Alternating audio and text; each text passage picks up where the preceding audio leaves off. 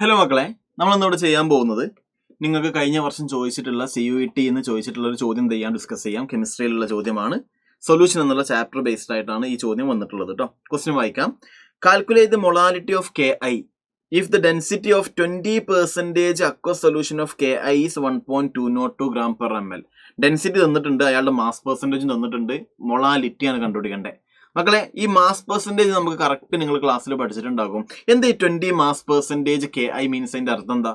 100 gram total solution ഉണ്ടെങ്കിൽ അതിൽ 20 gram ആരുണ്ട്? സൊല്യൂട്ട് ഉണ്ട് എന്നാ. ഇവിടുത്തെ സൊല്യൂട്ട് ആരാ? Ki. അപ്പൊ 20 mass percentage means 20 gram Ki in 100 gram solution എന്നാ. അപ്പൊ സോൾവെന്റ് എത്ര ഉണ്ടാകും?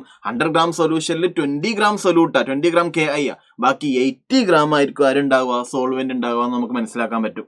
മൊളാലിറ്റി അല്ലേ ചോദ്യം. മൊളാലിറ്റിക്ക് ഇവിടെ ഡെൻസിറ്റിയുടെ ആവശ്യമൊന്നുമില്ല. അത് ക്വസ്റ്റ്യൻ വെറുതെ കൺഫ്യൂസ്ഡ് ആക്കാൻ വേണ്ടി തന്നിട്ടുള്ളതാണ്. മൊളാലിറ്റി നമുക്ക് എല്ലാവർക്കും അറിയാം. എടാ, മൊളാലിറ്റിയുടെ ഇക്വേഷൻ എന്താ? Number of moles of solute by mass of solvent in kilogram. ഇനി ഗ്രാമിലാണെങ്കിൽ ഇക്വേഷൻ അവിടെ ഇൻറ്റു 1000 കൊടുക്കണം. ഓക്കെ, അപ്പൊ number of moles of solute എങ്ങനെ കണ്ടുപിടിക്കുക? Given mass of solute by molar mass of solute. അപ്പൊ number of moles of solute കിട്ടി. By mass of solvent in kilogram. കിലോഗ്രാമിലാണ് ഇത്ര മതി.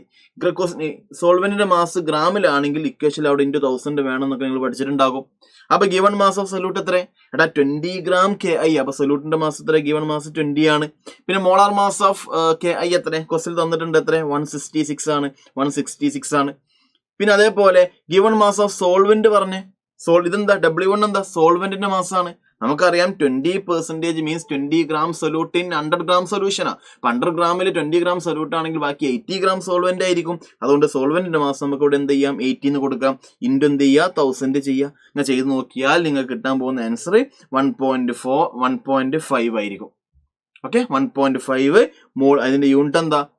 Number of mole per kilogram. അപ്പൊ mole per kilogram. അതായത് option ഏത് മാർക്ക് ചെയ്യാം? ഓപ്ഷൻ 1 ആയിരിക്കും എന്തായിട്ട് വരിക? ആൻസർ ആയിട്ട് വരിക. അപ്പൊ എളുപ്പമാണ്.